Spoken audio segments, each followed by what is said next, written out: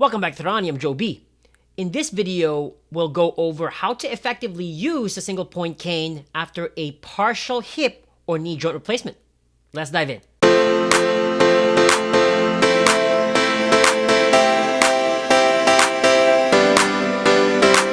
Elective joint replacement surgery can be a partial hip replacement or a hip hemiarthroplasty where only the head of the femur is replaced.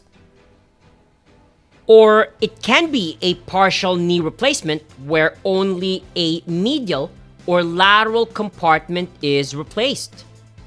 Due to the minimally invasive nature of the procedure, the patient can ambulate with a least restrictive assistive device like a single point cane unless their balance and advancing age as well as multiple comorbidities suggest otherwise.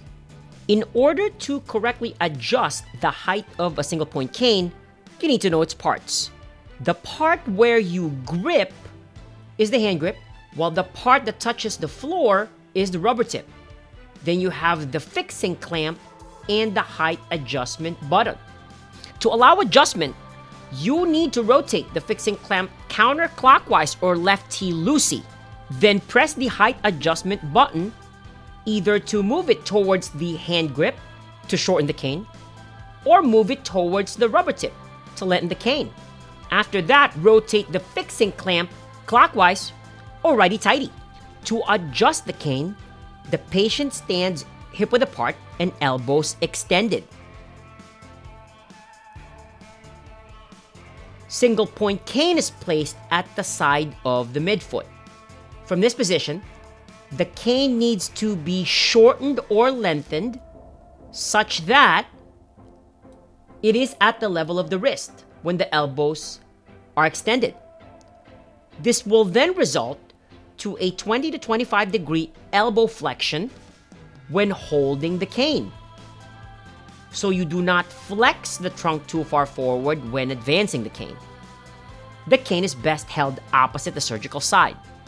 After hip or knee surgery, the best way to walk with the cane is using a 3-point gait since it is slow and steady. This reduces surgical site pain of too much weight bearing too early. This walking pattern are also preferable for community dwelling elderly 65 and up or those with balance impairments. The patient advances the cane first, then the left surgical side extremity, then the right side. When walking backward, it should be the good side non-surgical foot first, then the surgical side, and then the cane. When turning to the right, the turn should be in a 45-degree increments, leading with the cane first, then the surgical side, then the non-surgical side. And when turning to the left, it should also be in a 45-degree increments, leading with the cane first, then the surgical side, then the non-surgical side. If you like this video, please like, share, and comment. And for more therapy animations, please subscribe to Therani.